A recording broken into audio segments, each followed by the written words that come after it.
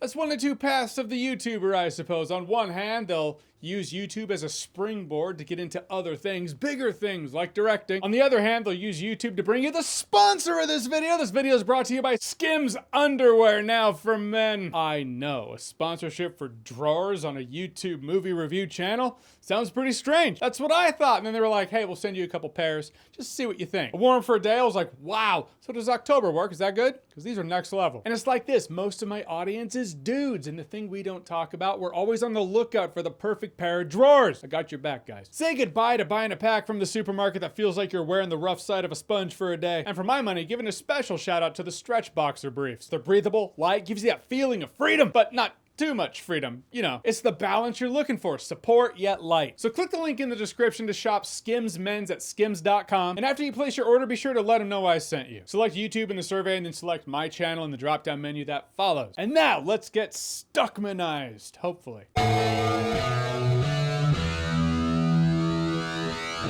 So after a longer wait than any of us really expected, Shelby Oaks is Chris Stuckmann's film brought to theaters. He had a record-smashing crowdfunding for the whole thing. Mike Flanagan came on as a producer. It was screened a little over a year ago. Then Neon picked it up. Neon gave him more of a budget to put the things in the final cut of the film he didn't have in the initial cut because of funding. Neon has made the Chris Stuckmann cut possible. And the plot is, back in the year of our Lord 2008, Riley, who had a YouTube channel for a group called the Paranormal Paranoids, she went missing. 12 years later, or I guess 12 years later in 2020 when Chris started making the movie, I think. So the setup of this movie is found footage. You're watching footage from this girl's YouTube channel where she was basically a paranormal investigator, and the footage of the documentary within the movie being made about her sister who wants to find her. Then after the found footage setup, something happens, and now it's a more conventionally filmed narrative film in which we're following Mia looking for her sister. And I gotta say, man, when I saw the trailer for this movie, because I thought, all right, it's YouTube guy, it's Chris Stuckmann making a movie, it's gonna be theatrically released, sure. But you still think it's gonna look like a YouTube fan film or something? I saw the trailer and I was like, oh, holy shit, it's not completely found footage. It looks like it's a movie. I don't know. Call me surprised. I didn't expect that. And some things work, some things don't. But what works out the gate? Mia. I thought she was great. Camille Sullivan plays Mia. The entire film is seen through her eyes. It concentrates on her hands down more than anyone else. It's not even close. And when you have a strong lead in the film doing the job, doing it well, clocking into work, that makes all the difference. Not all of her dialogue works, but you know, she's clocking into work. Also, as I kind of said before, the movie looks solid. It looks great. It has an effectively horror-filled atmosphere and tone, as well as solid cinematography. And it all really works when Chris is utilizing the concept that less is more. Those moments where there's a brief glimpse in the shadows or the windows that something is there. I loved it when it cut away and I was like, oh, I want to see more, and I didn't get to see more. But that's the hook. Moments like that where you can see Chris Stuckmann remembers what works for him as a viewer. That's always a good thing to hold on to. Sometimes to its detriment, because this film does largely feel like a series of events that's homage to films that Chris Stuckmann likes. I can't really say what they are because it kind of gives the movie away. It's that close. Also, the musical score, I thought that was proper creepy as well. That said, you know when you're watching horror movies and some dumb decision making goes down? Chris might have forgotten about what that feels like to watch. I knew there would be some moments in here when it happens so early on in the film. After the setup's all done with most of the found footage stuff, this guy, well, it's in the trailer, right? Anyhow, blood splashes on Mia's face. And then after that, what feels like an entire workday, the blood is just still on her face. I mean, I don't know if it was an entire workday. The sun was up, then the sun was down, still had blood on her face. I don't know about you, blood splashes on my face like, where's the sink? Where's the sink? I get it, there's a shock and trauma thing going on, but 911 was dialed, authorities came there. No one was like, hey, here's a wet nap. Please clean your face. That just doesn't seem sanitary. All this to get the tape. She was in the right frame of mind to grab the tape from the guy. That's what would have happened. She would have grabbed the tape, husband would have dialed 911, she would have hid the tape, and then washed her face immediately after. There are moments like that in here, and you don't really peel them back until after the movie's done. You're kind of swept away by the cinematography, the score, the fact that it's this YouTube movie reviewer who made a film that got a theatrical release, and you're sitting there watching it, and it's kind of wild. Then a moment will come where you get home, you're in your kitchen, making yourself something to eat. You open your fridge, I don't know why the fridge, but at a point, you're gonna be making this snack, this bite to eat, whatever, and then you're gonna go, that really didn't make a lot of sense.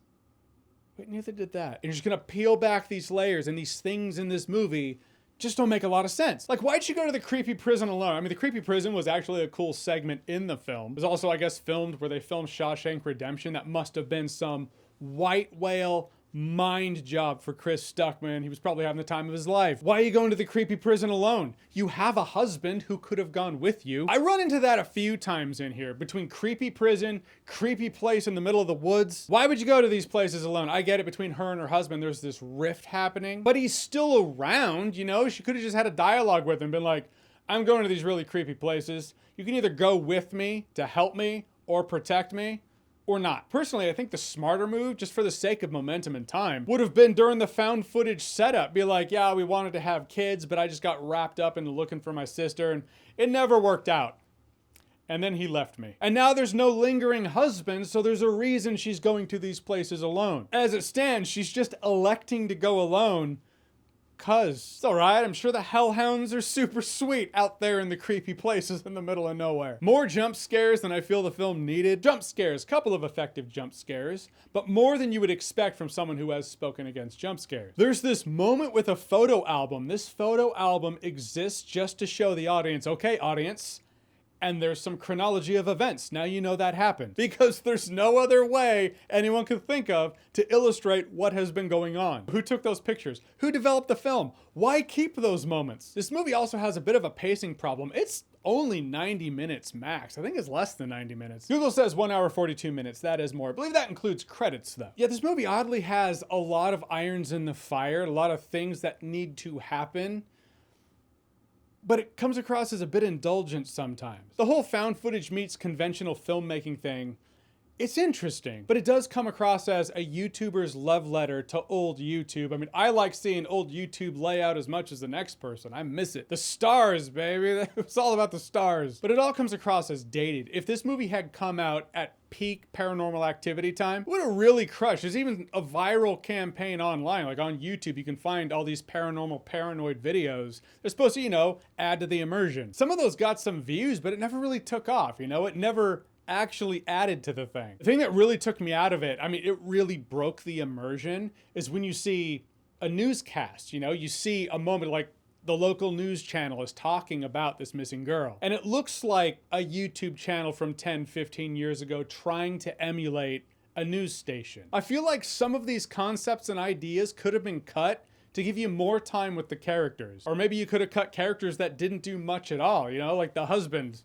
Gone. It's a film that's easily ingested, but not so easily digested. You start digesting it, you start thinking about, wait a minute, why didn't she give the tape to the police? You know, that one cop who really seemed invested in her finding her sister and looked like he wanted to help? Right there, husband should have been gone. He should have been the dude with her, and they're going out looking for her sister. It has some cool ideas, concepts, and some solid moments. I get that Loki in Dogma said life is a series of moments, but when put to film, it should feel more like a more cohesive series of moments. As it stands, it feels like this search quest that takes place in an area of a few miles. In the end, everyone said it and I'll say it here. I give Chris props. Chris Stuckmann, the filmmaker's story, I imagine it will inspire people. But it's my obligation and responsibility to my audience to separate the Chris Stuckmann, the director's story, from Chris Stuckmann, the director's product, Shelby Oaks, the movie. As it stands, Shelby Oaks, it's all right. The movie just didn't sell me on being anything special. Maybe I shouldn't expect it to, but I do feel you want to come out swinging harder in your directorial debut. It's just a missing person / horror film with a case of identity crisis. However, it does look good and does have some creepy moments. The film's setup had promise, it just didn't stick the landing. And because I didn't feel that fulfillment with the ending, looking back, the movie just comes across as slow to me rather than slow burn. But you might be able to look past those flaws if you're drunk. Yeah, now I'm Stuckmanized. Now I imagine this movie's gonna turn a profit, and I suspect Chris Stuckmann now has a career as a filmmaker. But I believe it's healthy and even necessary for success to come face to face with your strengths as well as your weaknesses. With Chris, the consistently weakest part of his films, whether it be short films on YouTube, now theatrically released film, is the script. His strength does not lie in screenwriting. I want to see him succeed, and he'll need to come face to face with that reality in order to do it. Either up the script game or direct a film written by someone else. I think it would behoove him the next time around to direct a film written by someone else. I get it, you want to do the whole thing, have your brainchild on screen as you imagined it, as you wrote it. But he can come up with the concept of a story and have someone else write the script. And I think that's the move for his sophomore endeavor. Alright, so Shelby Oaks, have you seen it? What did you think about it? Whatever you thought, comment below, let me know. And as always, if you like what you've seen here and you want to see more, click right here to see more.